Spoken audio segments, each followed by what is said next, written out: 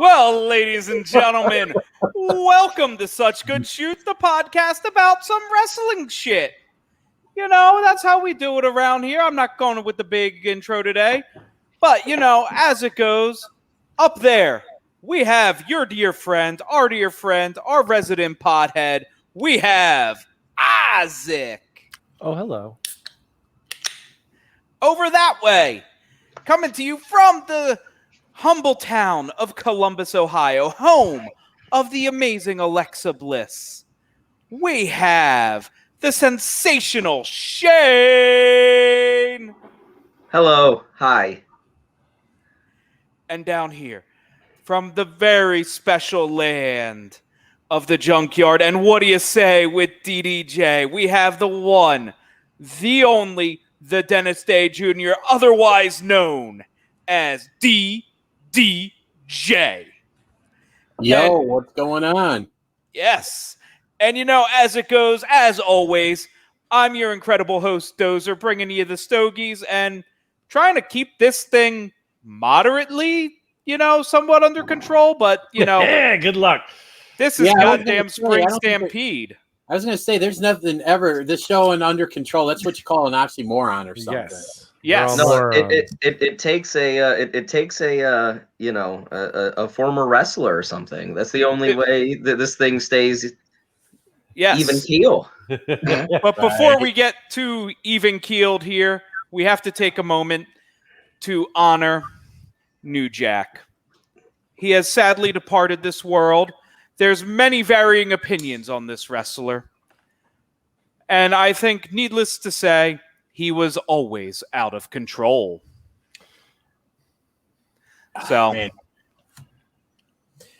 guys, I'm sorry I can't partake in the drinking of alcohol. You all know why. So. Yes. All good. That is A-okay. Yeah, so. That's why we've moved to coffee mugs. Ooh. Well, even if I put that stuff in a coffee mug, I still couldn't drink it, so. But they don't have to know. It can be water. Could fake it, you know. Don't get it away, man. You know. I could fake it. Well, actually, that doesn't sound like a really good thing to say is I could fake it, but oh, I do. Yeah. Don't. So cheers to you, Phil. Phil, welcome. Thank you. I don't see. I messaged Dozer. I saw this earlier. This is a tweet actually concerning New Jack, and this is something that actually, like, I did not know. Genuinely blew my mind. So I'm introducing a semi-occurring segment here called Isaac's Mind Blowers. It's kind of like Morty's Mind Blowers, but it's Isaac's, and it's not a cartoon. But this blew my mind. So there's a tweet today from New Jack's son. My dad, and this is, I'll just read it first. No context given other than the fact that this is his son. He said, "My dad's wife," talking about New Jack's wife, "told me he watched my performances at Paris is Bumping and Poly M Cult Party 3, and that he was proud of me. He wanted to fix things, but he didn't know how. I forgive him for everything, and I hope wherever he is, he forgives me. I'm finally at peace. Rest in peace, New Jack ECW." His son is a professional drag queen. Mm-hmm. I had no idea. I think, if I'm not mistaken, I think they talk about it on the Dark Side of the Ring feature they did on New Jack. Really, I don't remember that, but that blew my mind. And I also was a little bit. I was like, damn, that's like kind of. I don't know. It's one of the few actual humanizing things I've ever heard about New Jack, and something about that was like connected, and I don't know. So I wanted to share. Yeah, the Dark Side of the Ring on New Jack is pretty good at doing that as well. Isaac, you and I watched it, right? And we talked about it. I mean, I still came away from that sort of thinking he was a piece of shit. But I mean, at the same time, like, it is what it is. It's all wrestling. I think a lot of things way too far. But I think the real drink tonight, and I'm sorry, I don't mean to cut you off, but no, you're good. It's unfortunate. It's the anniversary of Macho Man Randy Savage's death. Is it 10 11, years. 10 or 10 11? years. 10. Well, here we go. So if you guys would allow me real quick, I'd like to share the one time I had an encounter with New Jack. Yeah. So it was at ECW November to Remember 2000, which turned out to be the last show they would run in the Chicago area. My best friend and I actually had front row seats for the show, and as we got there, we went to park, and when you get into where it was, the Odeum, you would have to literally, where you come in, you'd have to go to the other side of the building. I mean, it's not a big building, but you'd have to drive to the other side to park. And as we're driving by, like right where the main entrance is, well, in fact, I think is the only entrance they have, we saw New Jack there. And so it's like thinking, oh, that's cool. New Jack's there. So, as we get parked, we go walk to get in line. We go back by the front and he's still there. So I go over, I'm like, hey, can I get a picture with you? He's like, yeah, sure. And I showed him my sign I made and it said New Jack for president because the election, the 2000 presidential election was like 2 days after. So I'm just thinking, what the heck and stuff. And he goes something along the lines of, man, that'd be some fucked up shit. So I'm like, can I get a picture? He's like, yeah, sure. So I hand my camera to my best friend and he's having issues with it. So New Jack, I mean, he was like, in a New Jack way is like, it's like, what's going on and stuff. So next thing you know, he starts mock humping my leg. He's like, hurry up. I'm starting to get horny here.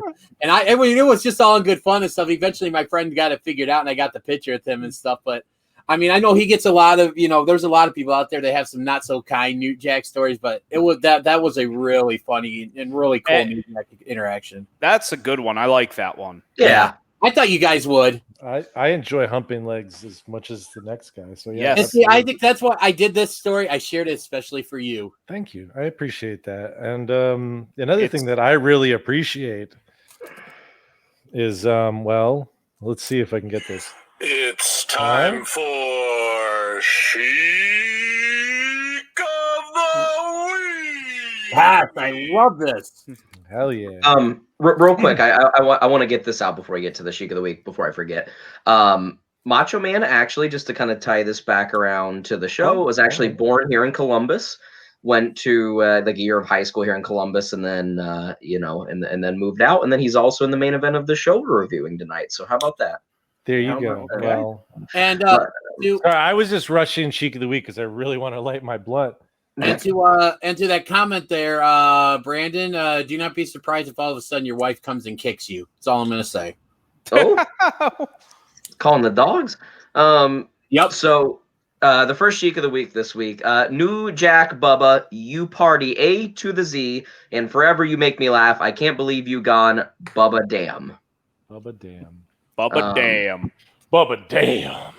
Yes. And then as of 3 days ago, he said, you can stop looking for my fucking boot. It is up Hulk Hogan's ass. Hashtag WWE on A&E. Well, damn. Guys, if you don't follow the Iron Sheik on Twitter, do yourself a favor and follow him. You need to follow him. It's worth a chuckle. The guys who manage him are the same guys who manage like Virgil and all his social media these days. Oh, well, they're not up to the same par. No. But I think that brings us to da-na-na, na-na-na. Shane, have you watched They Live yet? No, but I will be soon. Yeah. Breaking news? Breaking news. Yeah, we got a patron, and that was the requirement. Yeah, we Shane exactly one Patreon. Shane set the bar so low. Even we could accomplish it. I was really hoping it would be crypto, right? But then one of my buddies subbed without knowing that was the thing, and I already said what I said, so I guess I'm watching They Live. So yeah, in the next few weeks, once I'm off work, Shane and I we're gonna have a They Live viewing party, and I'm gonna fucking watch Shane watch it, and I'm just gonna enjoy every fucking. You know what? Just because, like I said, because you guys again know, I'm gonna have a lot of time on my hands coming up here in the next at least the next few weeks and stuff, and next few months actually. But I might want to get in on that just to watch his reactions. Yeah. Fun with that. It's going to be a blast. Maybe that'll be a live Twitch stream or something we do. Yeah, nice. We have a Twitch now. Nobody's watching us on it, but we have a Twitch. No, that would be fun. We could do a live Twitch stream, and we could let everyone enjoy Shane's sufferation at watching a movie that he's going to absolutely hate. You know what? I'm just gonna say, I actually, when I watched it a couple weeks ago, because it was one of the first movies I watched once I hurt myself and I was off work and I had all this time on my hands. I actually enjoyed it quite a bit. It's a great movie. And the crazy thing is, like, you watch it now and it's like more prescient than ever. Like, you're like, Jesus Christ. It's freaky. It happened yesterday almost. It hits home. It hits close to home. So yeah. But yeah, that's gonna come up. So keep an eye out for the I think we just decided on a Twitch stream. So we'll do something. Okay. We'll do something. We're gonna have fun. So, it's gonna be a good time. Moving on from They Live, we sadly have they no longer working for WWE. We had some NXT releases this week. I don't have the full list in front of me. There are a lot of people that had limited TV time to no TV time at all. But there are a couple that I would say are being mourned a little less than some others. Yeah, you lost some talent that had been with the company for a while too. Obviously, you lost the Velveteen Dream, and that's all I'm going to say about that. But you also lost like Jessamine Duke, who is like one of the four horsewomen of like MMA. You know, she was part of Rousey's kind of group that all came in sort of together. Yeah, Marina Shafir and Shayna Baszler. You lost her, and then you lost Alexander Wolf as well, which that's a loss.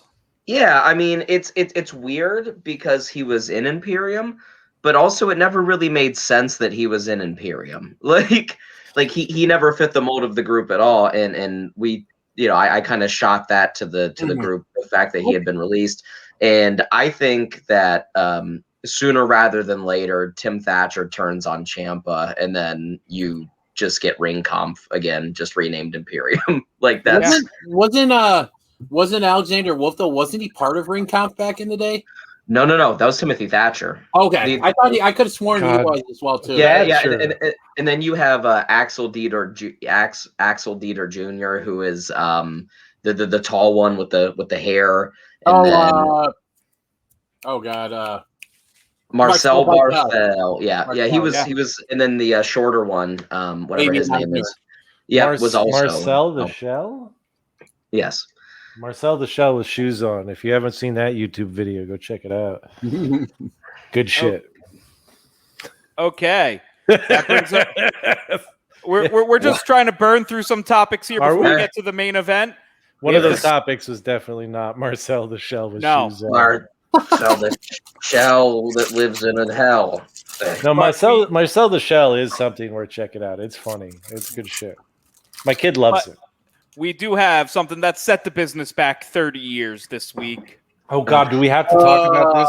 The zombies. This is straight up Return of RoboCop marketing bullshit. I'm gonna take this one over and get my feelings out. Thanks. Because I may hate this more than Isaac and Dozer do. Isaac hasn't seen it yet. No, shut up! I did watch it. I absolutely did watch it. Are you kidding me? Wow! Yeah. I watched it. Oh no, you didn't. Mm-hmm. No, you didn't. I swear to God, I watched it. There was some. Yeah. So I'm gonna set it up real quick. Johnny Mundo, backstage, there is a dressing room that says Lumberjacks. He opens it up. It's zombies. He goes, "Whoa, man, are those like the Lumberjacks for the night?" Okay. And then he just like opens it up and runs away. And then he like goes to the Miz and he's like, "Miz, like listen, there's freaking zombies. Like there's zombies." And the Miz, of course, is like, "What the fuck are you talking about? Zombies?" He's like, "Dude, there's zombies." So Miz and Damian Priest hit the ring. Lumberjacks come and they're zombies. There is smoke. There, the Thunderdome is changed into a post-apocalyptic wasteland. The announcers are freaking out. They run away. Graves is freaking out, yelling at Batista. Yes, yeah. The announcers run away. They come back to the table for some reason. The Miz and Morrison both end up getting eaten, and then the rest of the night, the announcers don't care. They act like it doesn't happen. Oh, I want to see that, DBJ. I hate to disappoint you guys, but he's a dirty liar. Fucking Zubaz. Drink. Fucking Zubaz. Yeah, you are. Let me tell you. Yeah. This is maybe the most mad I have ever been at WWE, and that's including sitting through the 5 hours of Saudi Arabia's the greatest Royalist Rumble of all the Royal Rumbles. Oh, You watched that? It was This- royal. yes. Come Oh, on, yeah, we got dude. Titus World Slide out of that. Yeah, I mean, there's one okay thing, but there was no story going into it. There's nothing. There was no Halloween show. There was no anything. They just brought out zombies because Vince likes Batista and Netflix paid him enough money to do so, and it was infuriating as a fan. It made no sense anywhere, and it made me very angry. And I hate to say it, I think the universe agreed with you Mm-hmm. because the Miz got eaten by zombies and the Miz got injured. The Miz doesn't fucking get injured. Nope. Well, so did John Morrison. He got eaten by zombies, but he was okay the next day. So he must have but that Miz got wasn't as legitimately clear hurt. as the Miz literally being swarmed in the ring and just eaten. God, it Yeah. was so John awkward. Morrison kind of got pulled behind the barricade. I think- mean, I think Vampiro summed up my thoughts, man. And again, so much. We go so much. you didn't even watch. I watched. I didn't watch it live, but once you said there were zombies involved, Oh. like, are you kidding me? Oh, You think I'm not going to go watch that train wreck, Dude, dude? Just like, and I'll tell you what made it even worse is the fact that there was no blood anywhere. Like, they didn't sell it at all, and the rest of the night they just acted like it didn't happen. There's an Right. active zombie outbreak in whatever fucking sports arena they're in right now. How great would it have been if somebody got busted open in the match and the Lumberjacks couldn't control themselves anymore and just came into the ring to end it? Like, Ugh. that If would have you're been gonna- if fucking you're gonna better. Do it, and that's the thing is like this is what this and this is why it sucks. You could have gotten away with something like this in Lucha Underground. Yeah, and that's what I was talking to Wade about. That's why I said I was like maybe another promotion that has like a wacky and wild universe already. You know, like Lucha their world. Underground. Maybe it makes sense. And, you know, and like I would have even let it slip if this was like a show, maybe a pay-per-view on Halloween. Like, whatever, man. Like, I get it. It's hokey and it's stupid. But this was just such a fucking balls deep money grab. It was just so obvious and it ruined the match. And I paid for it. Like, I paid for that without being told that's what was going on. I think I got a new segment for you guys for the show. Things that are better than zombies, and you could do things like Vince Russo winning the WCW title, or I sent out a tweet apologizing to Vince Russo for anything I've ever said bad about his booking. I mean this legitimately.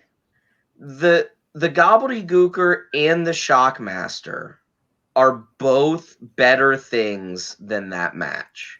So is Glacier. But Yeah, here's the thing. I think this. I mean, I think it was Russo who was saying this to us. Was talking about the idea of like WWE doesn't really give a shit about fans. They don't really give a shit about ratings. Yeah, that was Russo. Yeah. And like they only, they sell their advertising and they sell like they did their fucking huge Peacock deal, etc. They just have to fill up time. And so anytime somebody comes along and offers them a fucking chunk of money to do something stupid, they don't have to think about it. They're like, great, we just got paid X amount of dollars and they wrote this fucking like 30-minute segment for us or whatever. Yeah. And like I think they genuinely have stopped caring at all what the fans think. They don't care about us at all. No, If they that's No. Yeah, and that like I'm just glad that people are starting to like recognize it because like AEW's like bad, like they do a lot of hokey, stupid shit, but this is up there, and I'm sorry, like for me, this isn't as bad as that wasn't as bad as Money in the Bank was to me. I thought Money in the Bank was at least enjoyable. No. This was so much worse than Money in the Bank. You can Yeah, dude, it was so much worse. No, because this was clearly Vince receiving money to do something stupid. At least Money in the Bank was like homegrown, like WWE stupidity Homegrown stupid. in the interest of entertaining us, right? Like, there's nobody in the back that looked at this and went, you know what, people are gonna enjoy this like more than there's no way. Yes, and Who that would have my enjoyed and for me, that is just one of the reasons why the Money in the Bank was worse, because they were sitting back there being like, "Oh, people are going to really enjoy this," and it was so fucking like for me, and like this is the thing is like with the zombie thing, and it was atrocious. It was really really bad, right? But for me, like it was in a spot in the pay-per-view that wasn't that important. It wasn't made to feel important. It wasn't what the whole pay-per-view is based around. And there wasn't anything at stake. Yeah. Right. For real. Whereas like the Money in the Bank match, like there was a very clear fucking like this is what hold on. This is what's at stake. It's a title shot. You get a title shot anytime you want, which is almost a guaranteed shot at the fucking heavyweight championship. 2 people died in that match. It's 2 people just like this one. They got thrown off a building and showed up the next day. And also there was a food fight in the middle. There was like a fucking bunch of bullshit comedy. And so by the end of it, the thing that's like the most important thing in your company, which is this title that represents being the best, this shot at it was made to be a joke, and that a food fight is somehow more important than a shot of running up and getting the briefcase. Whereas the zombie thing was, yeah, it was fucking atrocious, but they've done tons of stupid, offensive shit like that. That's embarrassing. And to me, like to have that long of a fucking goddamn pay-per-view focus on something that's supposed to be important, and you just take, oh, we'll have a fight here and we'll have a fight here and we'll have a fight there, and I don't know. Yeah, you want all of Isaac's thoughts on the Money in the Bank? Go watch our Money in the Bank episode. If that is still, I'm not sure that's posted. No, that's posted to our YouTube. I think it is. I think that's it's really early. That's old school. Really early. It's really early. It's really YouTube, shit, but it's there. But it's old school. But anyway, that brings us to that's my rant. That's my rant for the night. Thanks for the brand new segment of Dozer's Question of the Week, where I ask the panel here a question they have no prep for, no idea what it is, and we get their hot takes on it. All right. Now, all right. We're starting off with a softball question this week. What is the iconic SmackDown theme song for you? When you think of SmackDown, what's the song that you think of? Beautiful People. That's what I was going to say, Beautiful People. Dude, I can't even think of a SmackDown theme song right now. Let me just one second. You guys talk about the Beautiful People. I mean, that's the one, and maybe it's in my head fresh because of the conversations we had about it being used on the first Raw's War as the theme for that, and then quickly drop. I mean, but I didn't watch as much SmackDown as I did Raw. I watched a lot more Raw than I watched SmackDown, just because of the time frame. Okay, so I know my answer. It's I Want It All, the one that started in 2003. And I won't be denied. Oh, yeah.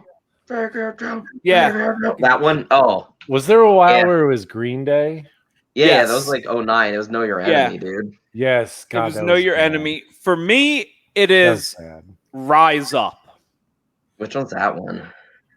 I remember that one. Rise Up. I can't do it well, but it was Drowning Pool doing it.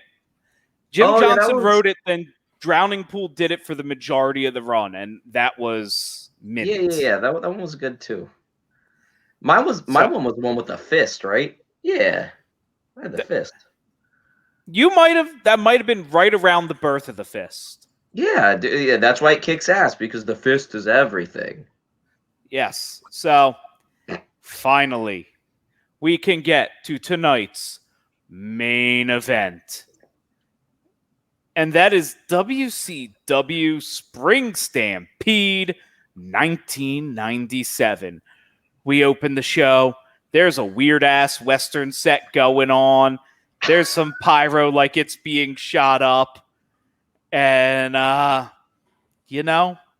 it happened. WCW. At its WCW. finest. There was a weird. Dude, It's wait such till a we weird get to concept, dude. What a weird. wait till we get to like concept. Road Wild or Hog Wild from this year. Like you two are not gonna know what to do. That shit's at the fucking bike rally in Dakota or whatever. Sturgis. They held multiple pay-per-views Yes. Oh my live from god. Right. Sturgis, And dude. everyone's just sitting Yeah. on motorcycles, revving And their just revving, engines. dude. They're insane to watch. Holy shit! Yes, dude. The main What a- event of like the main event of the first one, which might have been '97, was like Dennis Rodman and Hollywood Hogan versus some other basketball star and Lex Luger, maybe DDJ. Sorry, say that again. I was a little distracted with something going on. I apologize, guys. No, you're good. The first spring Stampede main event, wasn't that Rodman and Hogan versus like Karl Malone and Lex Luger or DDP or something? No, actually, the first Spring Stampede main event was Ric Flair versus Ricky Steamboat. No, not Spring Stampede. My bad, buddy. the Sturgis one, the motorcycle. Road Wild, Hog Wild. They renamed it. No, the first main event for that was Hogan versus the Giant. When Hogan won his first title as the leader of the NWO. Oh, so that would be '97. Okay, That was '96. Oh, was that '96? Yeah, because it was like about a month after the NWO formed. Oh, okay. So '97 is probably Hogan and Rodman versus Luger or DDP and Karl. 97 Bash at the Beach was Hogan and Rodman versus Luger and the Giant. 98 was DDP and Karl Malone versus Hogan and Rodman. Oh, okay. Fuck. All right. And then Road Wild 99 was Randy Savage versus Dennis Rodman. You are insane. You, sir, are just... I don't know how you know all of that off the top of your head, but damn. I do. The wrestling Rain Man, dude. He's fucking well, man. He is. Well, all I gotta say, and I'm gonna say it here right now, is that I fucking love you, DDJ. I just want to give a shout out to our boy. What do you say with DDJ? I really do appreciate you coming on. Well, and, you know what? I'm just gonna say grateful it for like you. this. You know, I stick with my friends. You know, I try to be as loyal to my friends as I can be. The ones that actually stick by me, the ones that actually care about me outside of this crazy little thing we call pro wrestling. And you guys, more so than a lot of other people, out there. And stuff like that, really exemplify that, because I hear from you guys all the time asking how I'm feeling, because again, you guys know I've got, something going on next week that I'm a little worried about and stuff, and you guys have been nothing but supportive. So yeah. See, absolutely. Everyone, we are good people behind everything else. We promise. We don't fake that. I'm not going to make any claims for myself, but because that, what is that but a subjective thing? But I do try. But we always put out this, we don't care about anything, but we actually care about stuff. I care about tequila, weed, and titties, baby. Woo! There you go. We're back on the horse, baby. Yes. MISTERIO versus Ultimate Dragon. Let's go. Speaking of tequila, that brings us to Rey Mysterio Jr. versus Ultimate Dragon. No, there are no spelling mistakes. This is how WCW spelled this shit. It made me so mad. Yeah, I know. I thought that too when I was watching that. Even I don't remember if it was Shivani or Tenay. I think it was Tenay, but it's like the Ultimate Dragon, or as you could say, the Ultimo Dragon. It's like, why didn't you just call him the Ultimo Dragon? You fucking idiots! Like, yeah, it's unreal, but it was a great fucking match. It's so good. It was so good. What a great way to start a pay-per-view. And coming best off match on the card. And coming off that last garbage fucking pay-per-view we watched, it was a breath of fresh air. As weird as everything is, watching a WCW pay-per-view compared to a WWF pay-per-view at the time, because it really did feel fucking like ADD as hell. Like, I don't know, dude. It was like boo, boo, boo. Like Jesus Christ. Like, it really did feel like they were trying to keep people fucking like nonstop going. Almost to a fault, but this first match really kicked things off to a great extent. Yeah. No, go ahead, Dozer. Take the reins. You know, but before I came on tonight, I was just giving a quick listen to the 83 Weeks podcast where they talked about this pay-per-view. And even they were saying this is by far the best match of the card. The cruiserweights really shined here. You know, I mean, both cruiserweight matches whooped ass. Yes. Mhm. There was a lot of good like in-ring match, like the matches themselves for the most part, like 3/4 of the matches were good, but then every finish sucked. The finishes were horrible. But that's WCW. Yeah, I was gonna say it's WCW. You're gonna start seeing why like work rate people watched WCW over WWE if they weren't gonna, go watch Japanese bootlegs or whatever. Because WCW more than WWE this time did give some amount of play to like actual workers. Yep. And their cruiserweight division is what kept that company alive for as long as it did. Because without the cruiserweight division, it's just a bad ripoff of WWF, and that's the bottom line. Like, yeah. I will say, at least WCW at the time, while I hated the commentary because it talks like this much about the match, they are very good about keeping the stories going without breaking the pace of the show. And those guys are all like, I mean, Dusty is ridiculous, but he's so entertaining. Yeah. Schiavone is just, especially at that time, one of the best in the business. He's really that kind of like veteran workhorse, right? That never really gets the credit he deserves and might not start every season, but like is teaching someone something. You know what I mean? He's like like Josh McCown in the NFL. I know DDJ will get that reference, but yeah. And then obviously you're fucking the brain, dude. Yeah, and he's, I mean, like even at that point, like you Just can tell the brain is, he's incredible, but you can also tell he doesn't give a shit. Like that was the thing I could tell the most about Bobby at that point is he did not give a fuck. I think he pretty much was open about her. Like any stories you read about him was that at that time he was basically. I think he even himself came out and said, I think he just went down there for the money. Yeah, and I mean you could just tell, like, and he was like, he would just be like, yeah, whatever. Like even at the very end of the pay-per-view, like Schiavone's about to say something, he just cuts him off to say his own thing, and like Schiavone is just giving him this fucking look. Like, what the fuck, man? Like you completely stopped me, and it was just like, yeah, dude, he did not. But that's why I think it worked so well in WCW, because he's just fucking talking, and like I said, the Bobby the Brain Heenan in WCW around this time especially is the king of just talking about nothing and making you care about it. Like he is just babbling the entire time, and it's just the best. It's wonderful. Yeah, a true fucking legend. 100%. I think it's time we give our ratings to this match. Real ass dude of the week. Did we actually talk about the match? I don't think we did. It was a really good opener. It was a really fun opener. It was a great way to kick off the show. There was a lot going on. I mean, like any fucking of those, but I mean, again, this might have been one of like the least fucky finishes maybe of the whole pay-per-view, because it was an actual like real finish. I think it may have been the only one really even if you count what happened in the main event, I think it was the only one that was pretty clean throughout. I think everything else there was some sort of shenanigans or something. Yeah, it was either fucking what's his name? Eastbound and Down was the ref. Or fucking like something was going down, dude. It's fucking Nick Patrick, man. I know, but Nick Patrick, the cutoffs, the mullet, dude. It's fucking straight eastbound and down. But it was like a almost 15-minute match, just shy of 15 minutes, and fucking Ray hit the Rana out of nowhere and got the 1, 2, 3, and it was a fucking solid 4-star match.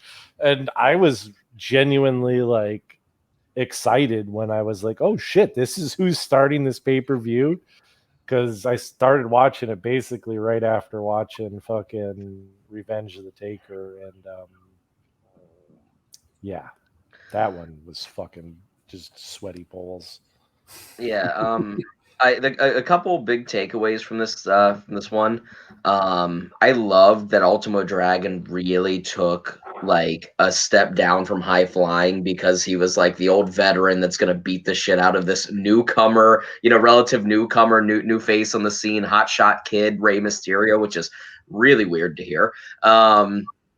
Junior. But yeah, Rey Mysterio Jr. Yeah, and I just really like the fact that he tried to ground him because he realized that like Rey Mysterio is like this savant of flying, especially at this age when he can just do whatever he wants. Yeah, I mean, I really like that about the match, and I liked how much they put over Rey's flying in the same like respect as well. Like it meant so much to Ultimo Dragon to not let Rey Mysterio fly that the only thing Rey Mysterio could do to win was fly and hit him out, hit him with some bullshit out of nowhere. This match was really, really good, and I think it's an underrated match in both men's catalogs. You don't really ever hear people talk about it. Like when you hear the best Rey Mysterio matches, best Ultimo Dragon matches. I think it's like a 4.25 to me. Yeah, I mean, it's that good. Yeah, it was really good. I'd say I'd give it a solid 4. Yep. I'm going to give it a 4. Even though I didn't talk about it much, I'll give it a 4. All right. So hey, Dozer, the infamous promo's playing on your TV right now. Oh. Speaking of which, yeah, they edited this shit, dude. They went with the Turner Home Entertainment version where it was edited. They really did. But it was not edited on the network. It's just such a bummer. It's just such a bummer. Did all of our hosts agree with Meltzer? For the most part, yes. Yes, we did. He gave it a 4.25. Oh. Shane's spot on, so you know what that means. I'll drink to that. I'll take a shot to that. Oh, no. That brings us to our next match, which is for, if I remember correctly, this is the women's title, but is it the women's cruiserweight title? No. It's the women's heavyweight title. Just the women's WCW World Women's Championship. It was Okay. It was the heavyweight. They kept calling it the heavyweight. Yeah. They harped on heavyweight the entire match on commentary. I remember that. Yeah, Sonny Ono with the camera, incredibly racist, but also very funny because racism was funny in the 90s. And but I swear to God, dude, like all the fucking Japanese women wrestlers they brought in were terrifying. Yeah, that was legit. The whole thing. Is that we didn't see a lot of it back then. Yeah, like here's the bottom line, right? Is they had to portray them in a scary way because they could actually work. And I'm not saying Medusa is a stupid bimbo, but like a lot of the stupid bimbos they had wrestling them, like they're just gonna beat the piss out of them because they're not gonna look weak against, Jillian Hall. They're not gonna, look weak against like Nydia. Not that Nydia is a stupid move. You know what I mean? But like they're not gonna look weak against these girls. So of course they're gonna be scary. Hey, can I I'm sorry. Can I rewind for like just a minute and rewind? Talk about Lee Marshall trying to interview Kevin Nash real quick. Jesus. And the Steiner brothers showing up out of nowhere and fucking Scotty hitting a cop or whatever and then getting fucking pepper sprayed for my God, 30 seconds. Forever, dude. Yeah. Oh, incredible. All I could think of was fucking next Friday and fucking it takes 20 minutes. I've been sprayed 9 times. It takes 20 minits. You gotta get the hose. You got 19 to go. The two things that bother me about that is one, did that take place in the Rey Mysterio match, or was that the one after? Right after. There was one right before, I think, and one right after. Also, why didn't Kevin Nash get arrested for spitting on someone? I think that's assault in all 50 states. What do you think, Nat? Well, he thinks that Scott Hall had to be written off this pay-per-view for other reasons.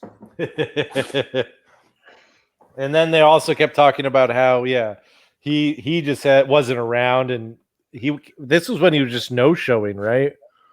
He was no show, and he was dealing with personal problems. Personal problems. We'll They leave should've- it at that because we don't want to talk ill of personal problems. If you need help, get help. Yes, That please. is the most important thing. It doesn't matter what the problem is. Find help and get it. There's definitely no shortage of places to go get help. There's plenty of places you can get help all you want, man. It's fucking great. And then what about are there places for people like Isaac that clearly can't get enough help? No. Jesus. I love you, Isaac. Hmm. Well, and, if- no. if we absolutely ever not. need a There's no place sponsor, for them. this would be a great spot for BetterHelp.com to sponsor us. Right? But instead, we're fucking. They don't we're, sponsor us, so we'll yeah, just we're- continue. We do have one sponsor, though, and that's the Credit Union of Northern Tennessee. And we want to Oh, give them a no. quick shout out. Yes. Thank you to the Credit Union in Northern Tennessee. Can we please rate this match between the woman whose name I cannot pronounce and Medusa? Or talk about it or do anything about this match? Just do another blur. We didn't talk about it at all again. No, but really we did wasn't talk about. none. We Just talked about none. the mace, though, in the pepper spray. It was a 5-minute match. It could have gone on a little longer. Yeah. I'll give it Yeah. a star and a half.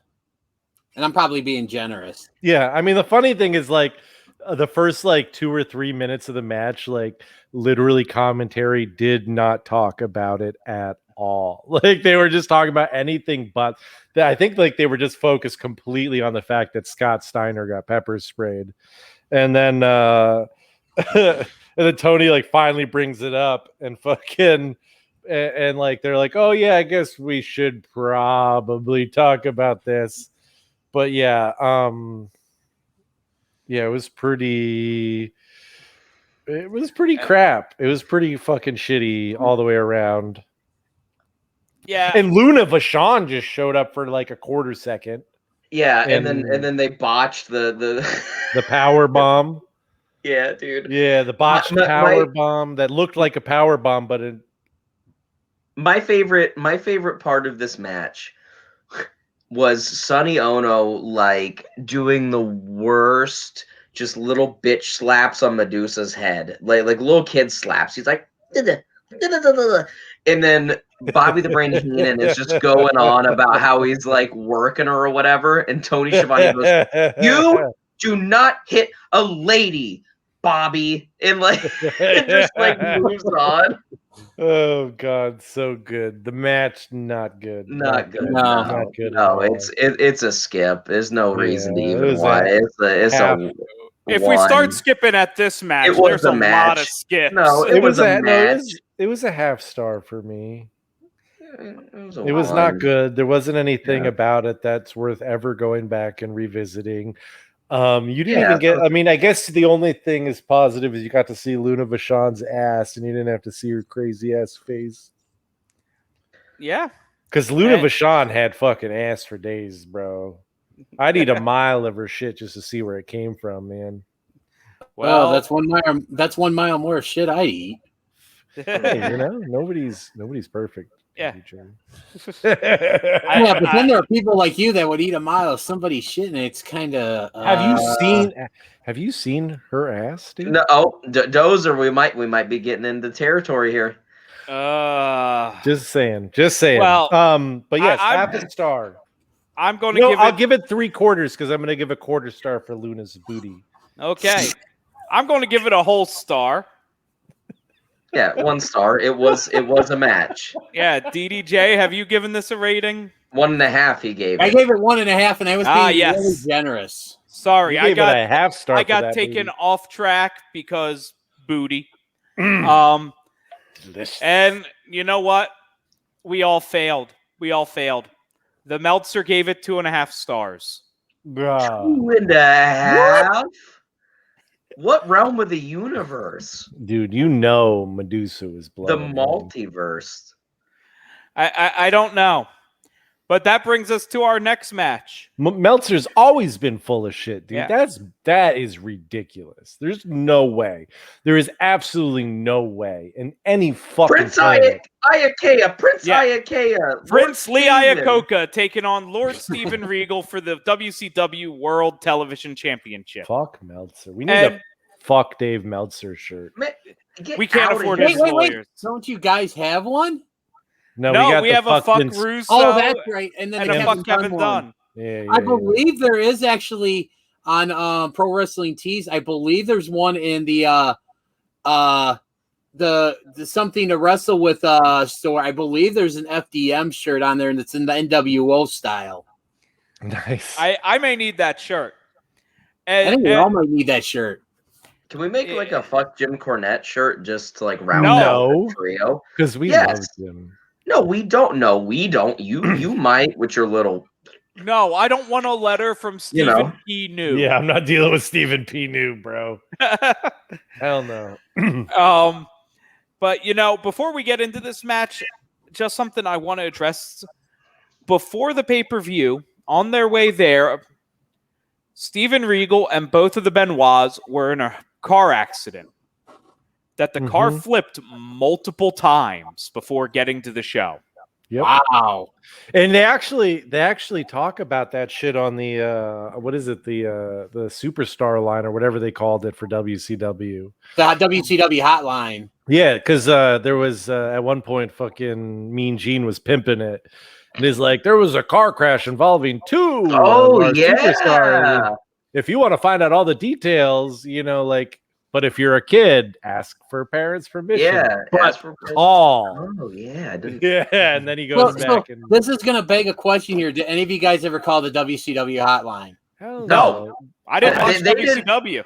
They didn't watch WCW, and I wasn't alive. I didn't watch, and I didn't call. I the was alive, but I was like WWF hotline either. I didn't call the Superstar line either because I knew that if I fucking called a 1-900 number, my parents would fucking murder me. Yep. And it was not worth finding out fucking what was going on with the British Bulldog and fucking Owen Hart, to fucking get my ass whooped by my dad for fucking spending $85 on a phone call. Well, I never called either of those. I can say at a party once, maybe we did call Miss Cleo. Oh, really? Yes. Oh, shit, bro. I loved those commercials. Call now for your free psychic reading. So good. So good. Oh, what's your name? You should know. Yeah, what is your name, man? I'm a So- woman. Prince Lee Iacocca. Yeah, Who- yeah. Prince IAUKEA. I have no idea who that is, by the way. The Rock's clone.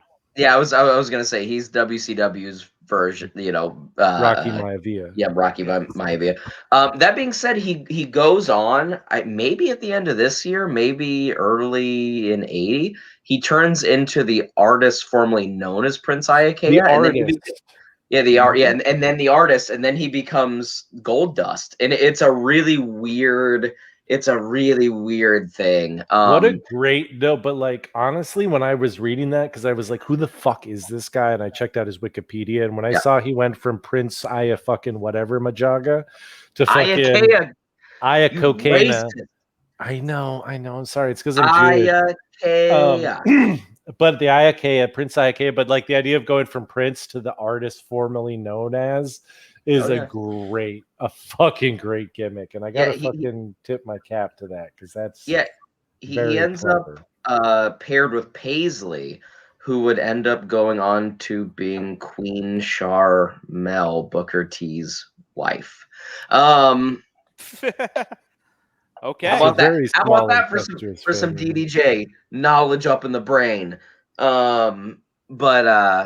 Yeah, this match was also pretty fucking good. It wasn't as good as the opening match, and it was really just a Lord Steven Regal led kind of just babyface heel romps. William Regal, Steven Regal this time is doing all of the heel shit. He's talking shit to each corner of the crowd. Yeah, he goes out of the ring and spends like a minute working the crowd. He's taking his time, but it's not boring. It just makes sense because of the way he's carrying himself, and it was a clinic on how to establish yourself as the heel of the match. In this legitimately, this match had my favorite moment from the whole pay-per-view. And it's stupid. I don't know why it's my favorite moment from the whole pay-per-view, but it legitimately is. And there was a point after a lockup where William Regal like calls the referee over and he's like, "Get over here." And like very big. And he's like, "He punched me in my face." And he's like, "This is bullshit." And I don't know what it was about that moment where he like so obviously like just was like, I mean, it's just perfect. It's like perfect heel work. Mm-hmm. And yeah, I don't know, dude. I fucking love it. And I think that was like, I messaged the group. I was like, I sent to the group chat. It's like, God, dude, he's just like, he's the fucking best. He's the best. Oh, yeah. He's one of the best heels of all time. But I think so much of his work was not appreciated when he was in the ring. But now looking back, it just shines so much better. I mean, he is legitimately one of the best heels of all time. Yeah, no, I agree. I mean, yeah, Steven Regal, William Regal, he's one of those guys that it's almost like I can't remember who was saying the song, don't know what you got till it's gone, but he clearly falls in that category where you don't know what you got till it's gone and stuff. So, and even now on it with like what minimal work he does with NXT, like any moment he's on there, I mean, he brings so much credibility, so much. Yeah, you know what the fuck it be. He's the only tolerable authority figure. Period. End of story. Mm-hmm. Yeah, I mean, and really the turning point for NXT was them firing Jibble, and then the moment William Regal got hired, it clicked, and then became just this factory. The fact that Jibble was ever the commissioner of NXT is fucking ridiculous. They put that idiot in charge of anything. And even if it's kayfabe, fucking it makes no sense. It makes no sense to have. He's not the person you want promoting the young talent. You don't want him anywhere near the young talent. You don't want him anywhere near him. Keep that motherfucker and his fucking bad bullshit away. He was fine. Like, he had the best clothesline of all time, but other than that, Jesus Christ. But anyways, back to Lord Steven Regal versus Prince IAUKEA. Yeah, like I said, my favorite moment from the whole pay-per-view is in that. The match is itself is fine. IAUKEA didn't impress me that much, but Regal's great. Yeah, I mean, Regal obviously. I don't remember who won. Prince IAUKEA. He retained. Regal. Oh yeah, because he puts him in like the Regal stretches after the match. Yep. Yeah, it was just a good match that Prince IAUKEA had no reason to be involved in, but he was, and it was like, I don't know, like a 3 1/4. 2. Yeah, I gotta say 2. It was no, it was so much better than a 2. Get out of here, man. Regal was great. I'll give it 2 3/4. Regal was great, but IAUKEA, there's a reason why nobody knows who he is. Well, I hate to say it to you, we've all been more generous than the Dave Meltzer. Oh, really? He gave it 1.5. It was so much better than that fucking woman's match. Jesus Christ, Meltzer. And you know what? Man, I actually like this match. Like, I don't think I would go back and like necessarily watch it again, but I think it's like a one-time watch. They told a good story. The work was fine. Like it just wasn't. It was a 2 for me. You know what? That brings us to this match. Where we had the Public Enemy, that is how it was written, versus Steve Mongo McMichael and the worst wrestler who can actually wrestle, Jeff Jarrett. I fucking hate Slap Public nuts. Enemy. I fucking hate Public Enemy. I got to come out and say it. And the reason I hate Public Enemy is a weird one because I'm a fucking weird dude. But I am an old school hip hop and rap fan, and literally like the first rap group I ever fell in love with is Public Enemy. So anytime I hear Public Enemy, I think of Chuck D, Flavor Flav, Terminator X. You know, not two middle-aged white guys going. Yeah, exactly. I'm like, okay, obviously, like you're fucking, and yeah, I don't know. It is what it is, but I don't like Public Enemy. Flyboy Rocco Rock. I literally The other remember guy. none of this actual match. Flavor Flav. It was fucking No, rubbish, dude. Flavor Flav. Flyboy Rocco Rock is in Public Enemy. The other one, Johnny Grunge or whatever. Yeah. Flavor Flav is in the real Public Enemy. Oh yeah, dude. He's also on Flavor of Love. Fucking weirdo. Yeah, he's done a bunch of embarrassing shit for sure. But, yeah, this match was really bad. Mainly because Steve Mongo McMichael is just really terrible. He was always bad in the ring. He was never good in the ring. It's really one of the first just like, it's not really nepotism, but it's like star related nepotism where you just forget how bad they are and you just let them go. This guy was part of the Four Horsemen, man. And what was it? The worst Four Horsemen. And it was just because he. Oh no. I'm gonna stop Dozer right there. That was not the worst iteration of the Four Horsemen. There's worse.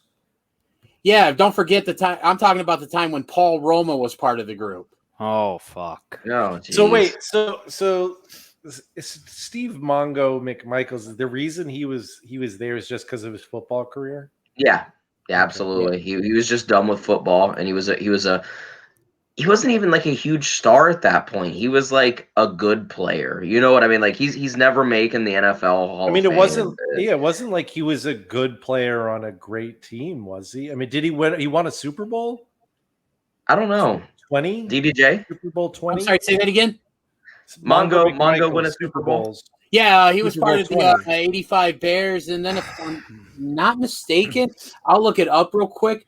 I know he was in. I think the last year he played, I believe he was on Green Bay. So I'm looking up to see if he may have been. I don't think he was. No, I think he only won Super Bowl 20, and I think that was the one with the Bears. I'm looking to see if I can. Because I was looking up, I was like, "Who the fuck is this guy, and why is he on my TV?"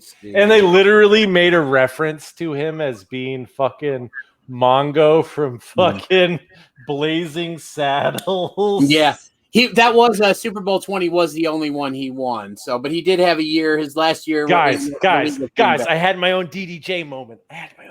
Woohoo! Welcome to the club. Your DDJ cherry has been popped. Woo! Oh yeah, it was another fucking just absolute garbage match. Fucking just trash all the way around. There was a moment where fucking they literally like one of I don't even remember who it was who fucking hit him with the fucking chair. Maybe it was McMichaels or Jarrett, but hit one of the Public Enemy dudes with a chair. Mm-hmm. And the guy just literally turned around and like started hitting Jarrett, threw him into it was Jarrett, threw Jarrett into the stairs and put him on the table because they wanted to do the table spot. He hit him in the back of the fucking head with a chair. And like Public Enemy completely no-sold it. I don't remember which one it was, but completely no-sold it and went right into their own table spot. And I was just like, wait, what? But yeah, that match was terrible. Terrible. It was probably the worst thing of the whole night. It was terrible. I'm not giving it a rating. No rating. I don't remember the match. No rating. Wow. All right. I'll give it, and this is mainly because I'm a Chicago Bears guy. You know, I love Steve McMichael is actually my favorite Chicago Bear of all time. And you know, shout out to Mongo, who's battling ALS right now and is you know in a fight for his life and stuff. So best wishes, to get well and stuff. But I'll give it a half star. Yeah, it's absolutely a half-star match. It's really not good. Very bad. Very bad. So, and you know what? We all still rated it higher than the Meltzer. Really? What did he give it? He gave it a quarter star. Wow. Wow. Yeah, I mean, he's right. It was a match. It was Yeah. a match. It was terrible. It was terrible. It was terrible. And that brings us to our next match, where we have the man of 1,000 holds, Dean Malenko, taking on Wrestler Redacted? Oh, no, Chris Benoit. Crispin, dude, this match was fucking. This shit was so good. I wish they had a real finish to it because the match itself was so good. And then they literally ended it with a goddamn no contest. No contest? Are you kidding me? It was just, dude, the ending of it was just out of control insanity, man. You had fucking Jacqueline. You had, who was it? Jimmy Hart. It was Jimmy Hart. There was Jimmy Hart. You had Eddie Guerrero. You had Kevin Sullivan. You had not Macho Man, but like it was like the whole fucking NWO bullshit. Because in that match it was all the run-ins. It was Jacqueline. It was Kevin Sullivan, Jimmy Hart, Eddie Guerrero, and I think that might have been it. I don't think there was anybody else. Arn Anderson. Oh yeah, Arn Anderson. Yeah. But yeah, that was like, but that was like Eddie coming down with the arm sling, and they were like, "Oh, Eddie's got the title now." Yeah, and it was so like the end was fucking. Is one of those things where like up until like the very last, like maybe the last minute of it, I was like, "This is incredible." Yep, exactly. Like these two guys. Like you could just do a 3-hour show of these two guys alone, and it would be better than anything we've ever seen. Like Dean Malenko at that time, young Chris Benoit, like fuck, man, those two guys were incredible wrestlers. And it's fucking like, I mean, it's crazy that like that's how you decide to finish this match. And like right behind you, you see Dozer. There's Eddie being dragged out by Jackie and Arn Anderson and shit, and Sully, and you're just like, none of it made any sense. And it was a goddamn shame because fuck, man. Yeah, they had that suplex spot on the apron onto the floor. Yeah, I just saw it on Dozer's screen. He dunked him. Holy shit, dude. I thought someone was going to die. Yeah, it was so scary. The fun thing is, like, I know this wasn't being billed as a cruiserweight match, but for WCW, this is still a cruiserweight match. I mean, these guys maybe have moved on, but like both of the cruiserweight matches were like based around respect, right? Mm-hmm. Like, you know, Ultimo Dragon respects Rey Mysterio, so he's going to ground him. And yeah, he might beat the shit out of him and do some like, I'm a veteran, you're a little boy things. You know what I mean? But like Dean Malenko and Chris was the same thing. It was just for the first bit of it, it was all holds, it was all submissions, it was I'm gonna make you tap out, and then as the match goes on, you have Tony talking, oh, we're gonna see these holds diminish because they're getting tired, they can't put them on, and then they get into the striking, and then Tony and the Brain are explaining that the chops from Benoit only wake Dean up. They're not doing any actual damage. That was so good. It's just it hurts. But boy, does it ever hurt, baby. Yeah. But boy, do they ever hurt. Yeah, no, that was not only was it great wrestling, but that commentary, yes, absolutely. That moment caught me too, because I was like, dude, that is fucking great commentary. It's just, chops like that only serve to wake you up. It's like, fuck, what a great match with the worst possible finish. For me, like, it would have been easily a 4-star match if they had a reasonable finish. They could have done something dusty, but they didn't need to go that dusty. It was 3. It ended up being 3 stars. They lost a whole star for that shit. I was gonna say the same thing because I was actually thinking about when I was watching this earlier today. I thought about that, like exactly the same mindset, Isaac. It's like you and I are sharing, I guess a brain or something, whatever you want to call it, and that we could share. We could share whatever you want, baby.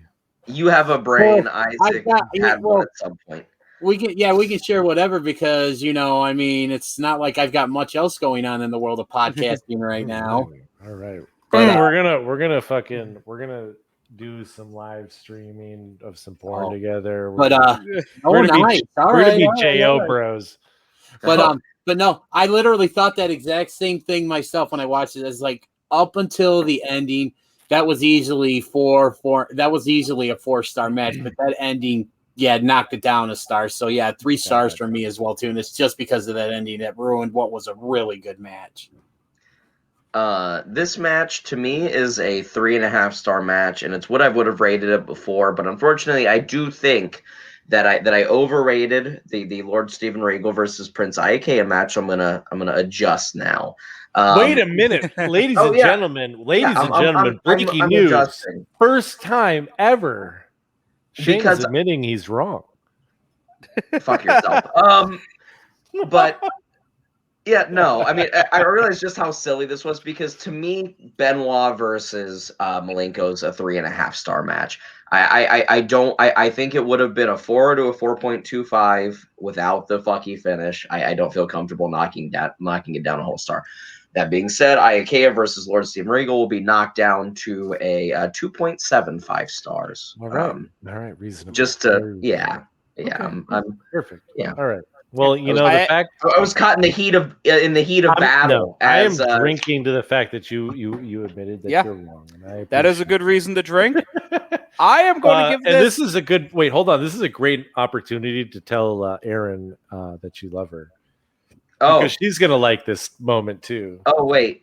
So you want me to tell Erin that I love her after I admitted I was wrong? That doesn't seem okay. Hi, Erin. I love you. Dozer, rate it. I'm going to give it 3.5. I rather enjoyed it.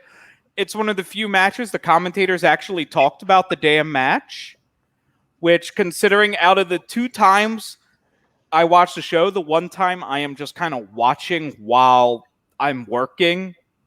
So I rely a lot on the commentary to tell me what the fuck's going on. Yeah, and so if you're not this show, if the commentary's just going on about random bullshit, I'm getting nothing of the match. So, you know what? Isaac, what did you give this match? I think I gave it a 3. I think I knocked a whole star off from 4. Yep, me too. Okay. 3.5.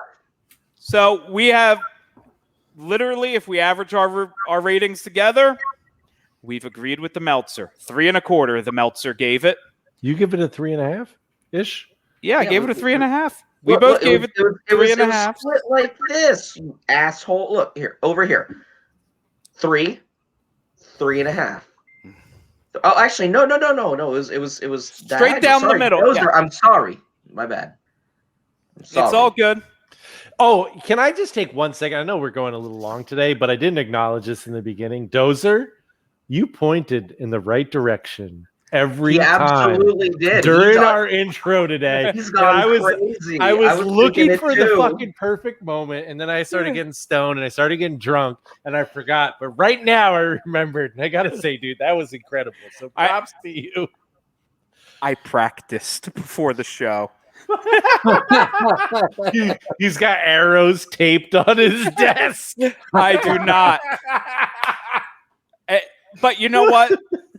At least, while I may point the wrong direction, at least I am not having a singles match for the WCW Tag Team Championship, where we have Kevin Nash taking on Rick Steiner. This was fuck. Boy, did it suck. Boy, did it suck. Did they beat they made fucking Steiner look stupid, and it was a match about Nick Patrick, really.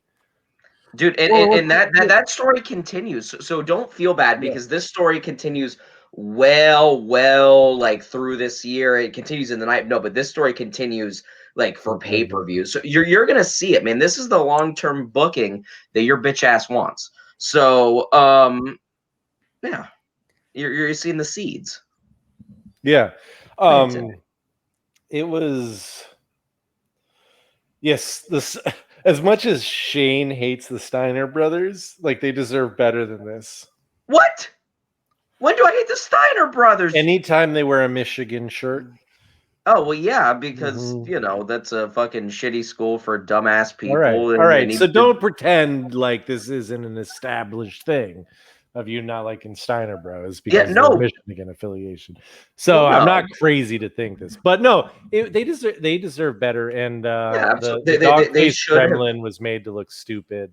They should have just beaten Kevin Nash on this night, and then they could have figured something else out. But they should have combined and beat the shit out of Kevin Nash, and then they could have dropped the titles after a month when they figured out what they But wanted to do with the pepper NWO. spraying fucking Scott and all the other bullshit that went into this was just a waste of fucking time. Yeah, I mean it's really bad. This match was really WCW to a T. It was so overbooked. There was outside shenanigans, like real outside life shenanigans. Like it just overbooked to hell. It was WCW as a concept, especially around this time. And I don't really think it deserves much at all. That was a 1 star. It's not worth talking about, honestly. No, this the is only thing that was worth talking about is Neil Patrick. It was 1 star because Wait, Neil Patrick? Are you talking Neil NPH? Neil Patrick Harris? Who the fuck is Neil Patrick? What Nick Patrick? Sorry, fuck, dude. It's fucking dude. You know what time I wake up? Come on, man. Right, about fucking 11:30 in the morning. This match. The only thing that I had going for is that there was some legitimate like the Nick Patrick stuff was somewhat interesting, and that's the 10 dB. The Ted DiBiase stuff, especially with the NWO at the time, was like a really, really big deal. So yeah. I don't know. That was it though. Like the match itself, meh, nothing exciting. But yeah, it was for me. It was 1. This is a 0.5 star match because they could have accomplished this on a WCW Nitro and not taken time out of this pay-per-view event. Yeah. Now, question to you, gentlemen: do you feel like this is what? Because if I'm not mistaken, not too long after this is when DiBiase went to the Steiner side, right? Is this kind of like the start of that?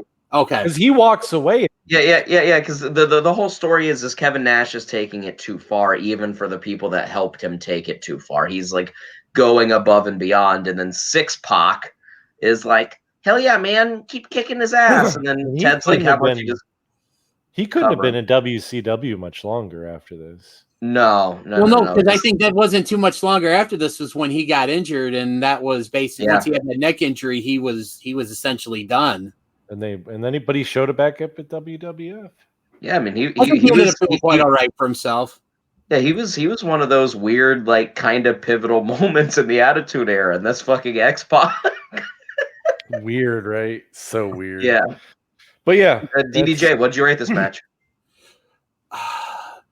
I'm going to give it 3/4 of a star, and this is why. Just because, the match was bad, but I kind of actually liked seeing, this is kind of really when you first saw, some cracks in the foundation of the NWO. It's like the first, because, Nick Patrick was kind of like, I don't know, I think this is a little, and then DiBiase, he's like, you know what?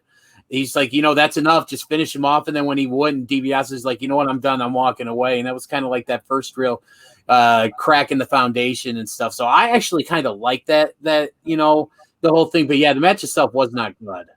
No. This was a very WWF match for WCW. You know what I mean? It was just a very hey, you have to tune in, tomorrow night.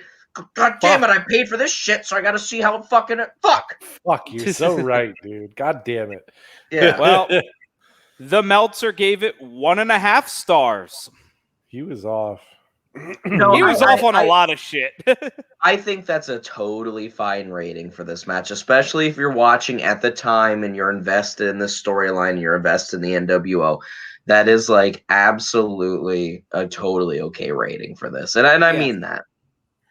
Now, that brings us to a Four Corners match where we're going to have to address the promo at some point. But this is a weird match because it's a Four Corners match. It's Lex Luger versus Booker T versus Stevie Ray versus the Giant. We addressed the promo already, bro. Yeah, we watched it. We started. We talked about it. Yeah, about the edit. I'm gonna address my issues with the match real quick, and then we can talk about it real quick, get it out of the way. Why does this need to be a four corners match? Why couldn't it have just been a traditional four-way match? Because they could have accomplished the same things without needing to tag in and out and have it be confusing. It made no sense because it functioned like a tag team match. One person. This is why. being the winner. This is why. Lex Luger. That's why. And it yeah, had it had to do with Big Show doing the whole fucking giving up his spot, his opportunity to win. That was really the only reason. Is Big Show saying, "Oh, trying to push Lex Luger like that." That was it. It was the only reason why you had to tag in, so he could do the. They literally. They still could have done it. He literally could have laid him out with a choke slam, and then had Luger stand next to him and gone, "Take the pin, buddy," and it would have made more sense. It would have made the match flow better, and I wouldn't have been so mad at it because it makes no goddamn sense. It was, but the whole thing was incoherent. The actual work itself, especially, I mean, obviously, when the Harlem Heat boys were in the ring, it wasn't that bad. I mean, it wasn't a good match by any means, but it was like a 1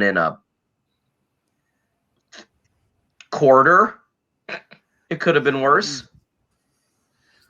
Could have been better too. It could have been a lot better. It could have been a lot worse. But you know what?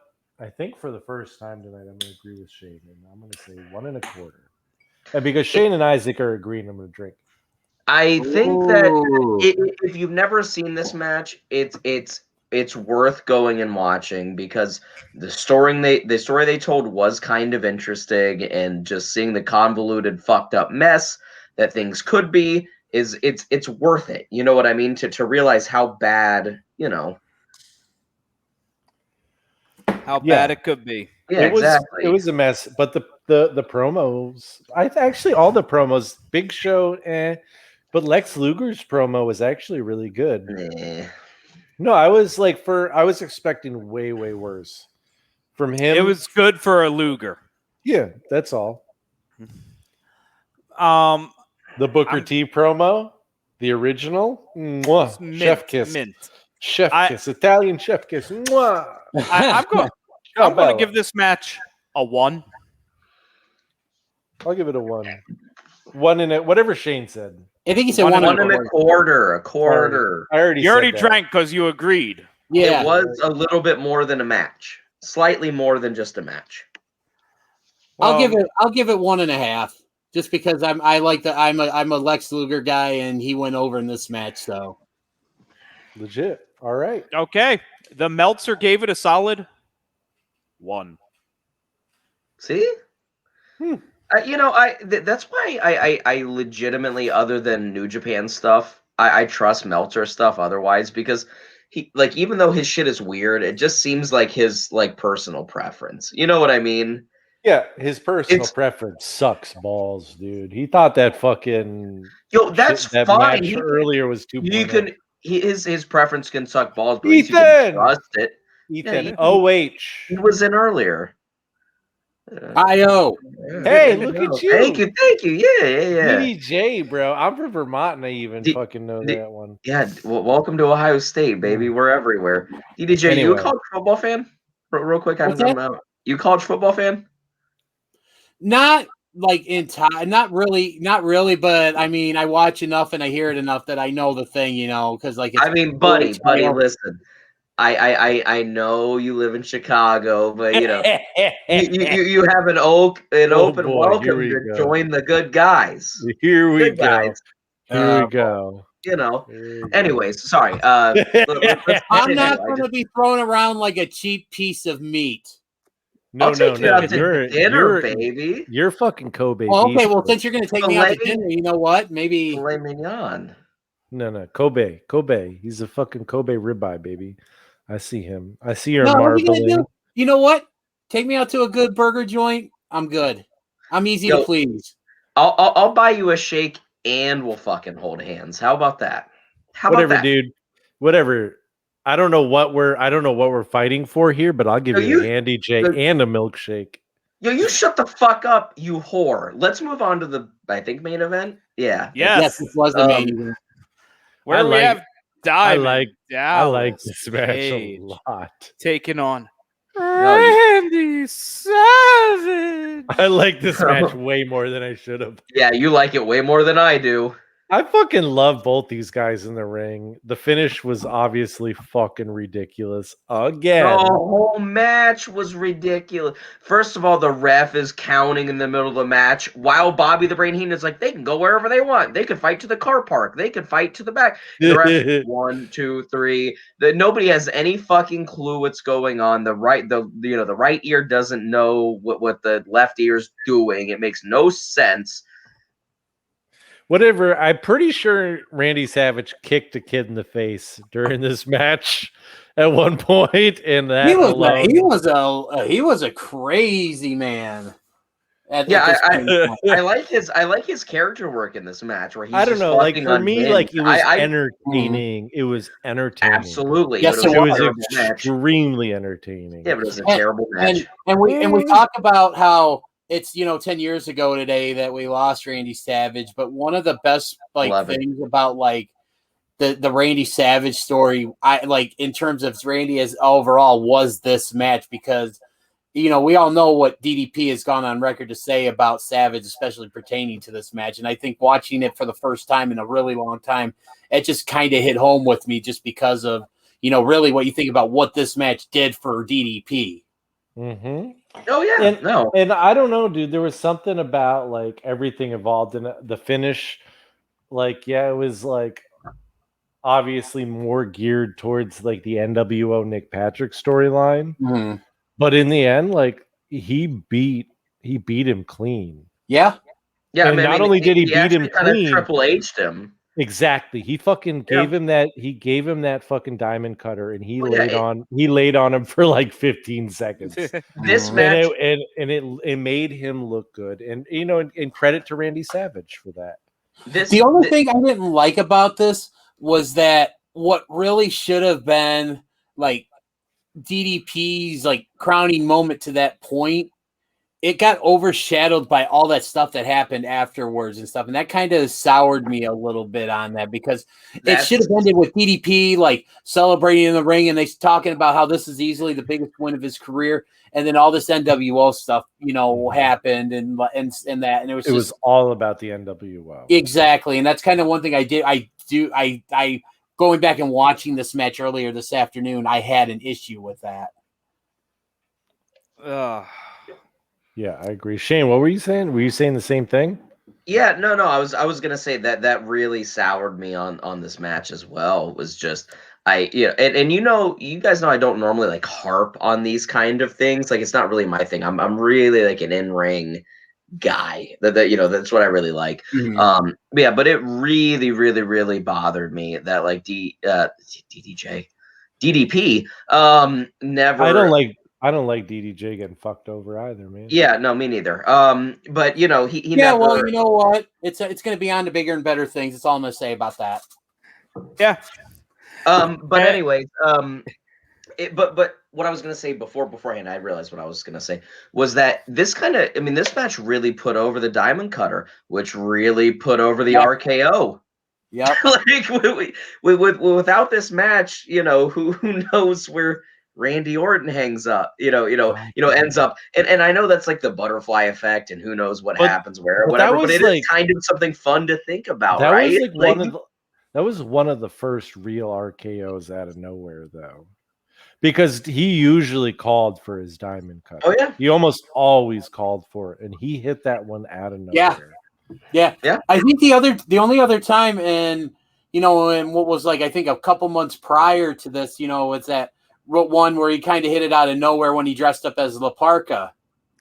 Yep, exactly. Exactly. And that was just like for the big pop. But yeah, exactly. This was like, it definitely gave birth to like the majority of Randall's fucking gimmick. Yeah.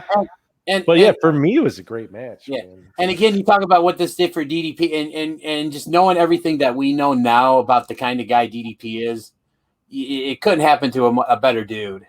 He is incredibly like infectiously positive, almost to the point where it's annoying. And not even so much that, it's just like you think about the things like what he's doing outside of the ring, basically how he saved, the lives of Scott Hall and Jake Roberts, and just what he does with his yoga and just the success stories you see on that Arthur Borman video. Yes. Yep. Literally, the one where the dude couldn't like walk, right? Yeah, he's the retired paratrooper. He works with special ed kids. Ponytail? Yeah, he's 300 plus pounds, walking on crutches, and it, like by the end of the video, he's running. Almost every time, like I have to fight back tears because DDP. DDP, he's legit. So just the guy. He's the guy. Hats off to him. Even if you buy a cameo, you're just buying a fucking DDP yoga advertise. But yeah, no, this match for me was 3.5 stars. It was actually really, really. You are so out of control, dude. I legitimately like loved this match. The only reason that I gave it a higher mark than the fucking Benoit match was because of the finish on the Benoit match. And the finish on this was at least like he beat him clean, even if it was to make the NWO have dissension in the ranks. But no, yeah. And I was gonna say, and I like your assessment on that because, like I said before, I didn't like how what should have been DDP's moment got overshadowed by all the NWO drama. But see, that NWO drama didn't factor into the finish of the match. So that's kind of where I, like you said, I'm sorry, Isaac, what did you rate that match again? I gave it a 3.5, but I got to say, Shane, when you make that face, when you lose your chin like that, you got a James Ellsworth thing going on. Oh, damn. I mean, I was like all Tony Schiavone until you lost that chin. I was like, damn. Dude. Yeah. Absolute. I'm gonna give that.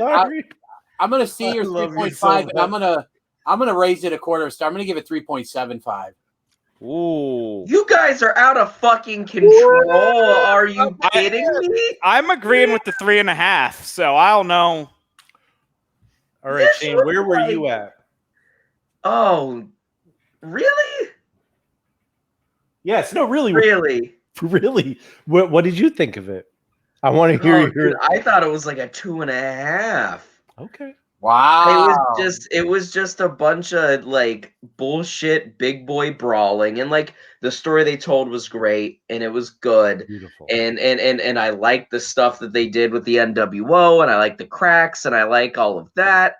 But like, boy, as a match, this was not that good. Really, at all. I enjoyed it. I enjoyed it a lot.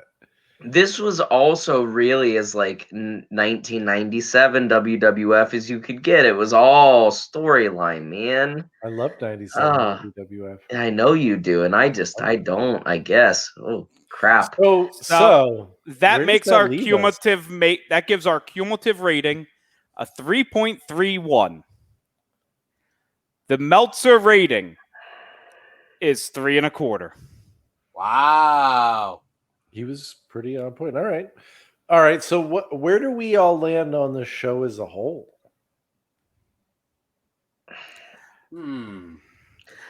Better than Revenge of Taker. It was what did I rate Revenge of the Taker? I don't know. We don't have it. I don't have a spreadsheet of this shit. Yeah, I don't remember. It was bad. It was a bad rating. 1.5 maybe at one. 2.5 stars. 2.5 stars for me for this show. Right. Yeah, I'm gonna go with Shane on that. I was thinking 2.5 stars overall. Really? You got 2? 2. You know what? I'm gonna have to go and say 2.5 as well. There was a lot of fun stuff. There was some bad stuff, but it was way more enjoyable than I expected it to be. Yeah, and I had a lot of fun watching it. Honestly, it was a lot of fun, even if it was ridiculous. And it'll be really fun to explore, especially the rest of this year. With the rest of the WCW with Isaac Dozer and DDJ. I've never watched any of it. Yeah. So I do have to say, next week we're going to do NXT TakeOver Rival because we still can't do our Evolution. I'm going to say card subject to change should something else come up. should somebody actually get back to us. Yeah. Fuck And- you, TikTok. We got a couple of different things going on. We got fingers in different honey pots. We're doing our best, but Yeah. like all in all, we're just having fun. So And you know what? And that in the end, it's all about having fun. And again, guys, I feel like could have done a lot better. I mean, you guys kind of know not only yeah, Hey, just- you know what, boy, DDJ, no. DDJ. You don't need to do all that at all. Here's what we're gonna say.